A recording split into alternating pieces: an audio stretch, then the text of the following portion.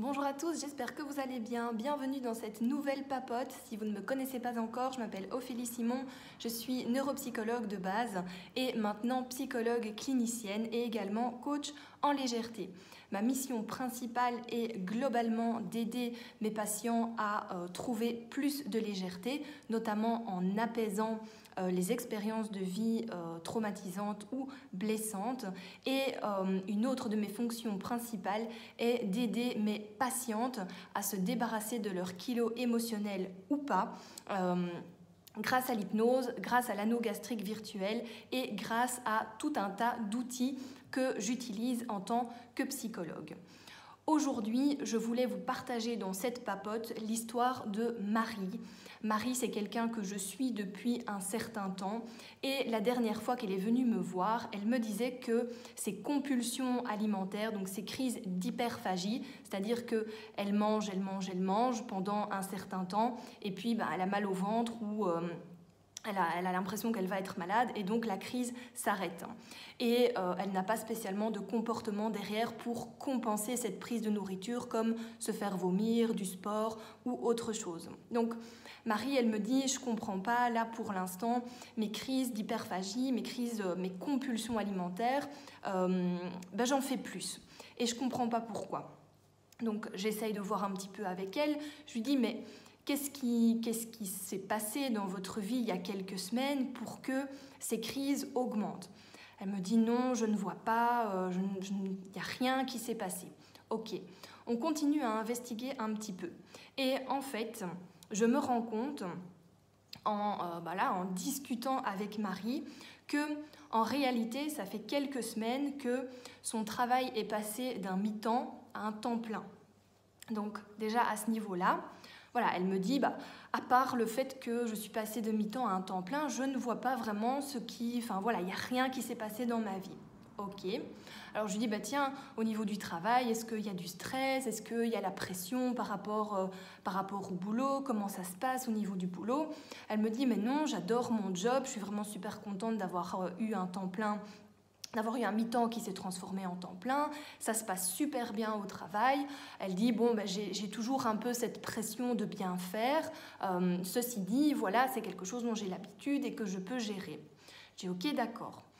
Et on investigue encore un petit peu plus et elle en vient à m'expliquer qu'en réalité, en plus de son travail, elle a une activité complémentaire. Activité complémentaire qu'elle fait du coup après sa journée de travail. En fait, avant, elle faisait cette activité complémentaire pendant le mi-temps où elle ne travaillait pas. Donc elle travaillait comme salariée à mi-temps et ensuite, pendant son mi-temps où elle ne travaillait pas, elle faisait cette activité complémentaire. Sauf que maintenant, elle travaille tous les jours à temps plein et en plus, le soir, elle fait son activité complémentaire. Donc là, on a déjà une piste de solution, une piste d'explication par rapport à l'augmentation des compulsions. En plus de ça, elle m'explique qu'en réalité, elle aimerait bien arrêter cette activité complémentaire parce qu'en fait, elle est très fatiguée. Oui, forcément, maintenant, elle travaille tous les jours à temps plein et le soir, elle fait encore en plus. Donc, elle a des journées qui se terminent vers 21h. C'est quand même beaucoup, surtout si c'est tous les jours. Et donc, elle dit qu'elle est fort fatiguée. Moi, là, j'y vois une explication de l'augmentation des compulsions alimentaires puisque lorsque l'on est fatigué, le corps, en réalité, a besoin de se reposer. Il a besoin de se recharger en énergie grâce au repos. Sauf que si on ne peut pas donner de l'énergie grâce au repos au corps, le corps va nous pousser à aller chercher de l'énergie ailleurs. Dans quoi ? Dans la nourriture. Et dans quel type de nourriture ? Dans le sucre. Parce que le sucre est un apport d'énergie rapide et efficace, même si ce n'est pas efficace à long terme. Donc là, on a quelque chose qui vient expliquer. Alors, en plus de ça, il y a ses proches, en fait, à Marie, ses proches lui disent « tu ne devrais pas laisser tomber cette activité complémentaire parce que tu n'es pas certaine de maintenir ton temps plein. Et qu'à un moment, si tu n'as plus ton temps plein, tu seras bien contente d'avoir cette activité complémentaire qui t'amènera un complément financier. En réalité, voilà, sa famille a raison dans un sens. Ceci dit, Marie, elle doit s'écouter aussi. Elle doit écouter sa fatigue. Donc, on s'est dit ensemble peut-être qu'elle pourrait diminuer un petit peu son activité complémentaire. Pas arrêter parce que c'est une activité qu'elle aime faire, mais en tout cas de diminuer pour récupérer un petit peu au niveau de la fatigue. Là se pose un autre problème, c'est le fait de dire non et de dire aux personnes je ne vous prends plus pour cette activité complémentaire. Donc ça, c'est encore un petit peu autre chose. Donc le pourquoi, selon moi, le pourquoi les compulsions ont augmenté, c'est probablement parce qu'il y a là de la fatigue qui a besoin. Voilà, le corps a besoin d'énergie, le corps, le cerveau, l'esprit ont besoin d'énergie et il pousse Marie à faire des compulsions alimentaires pour trouver cette énergie rapide. Une autre chose, c'est que Marie, elle m'explique que ces compulsions, elles apparaissent en général quand elle rentre de son travail temps plein. Et les compulsions apparaissent à la transition, en fait. Elle rentre chez elle, il y a une compulsion qui se met en place, et puis elle a son travail complémentaire. Et elle me dit qu'en réalité, elle a faim à ce moment-là. Et donc, il est en fait assez normal que son corps ait besoin de manger à ce moment-là, puisque si elle a mangé vers 12h, 12h30 et qu'il est 17h, il est normal que le corps ait consommé ce qu'elle a donné au repas de midi et donc le corps a de nouveau besoin d'un peu d'énergie. C'est pour ça d'ailleurs que l'on met en place des collations. Donc moi, ce que je lui ai proposé, c'est de pouvoir mettre une collation. En fait, ce serait d'autoriser qu'elle mange quelque chose, mais que ce soit quelque chose qui soit plus qualitatif que le sucre de ses compulsions, etc. Aussi, elle avait tendance, une fois qu'elle terminait vers 21h son activité complémentaire, elle avait tendance à ne rien manger.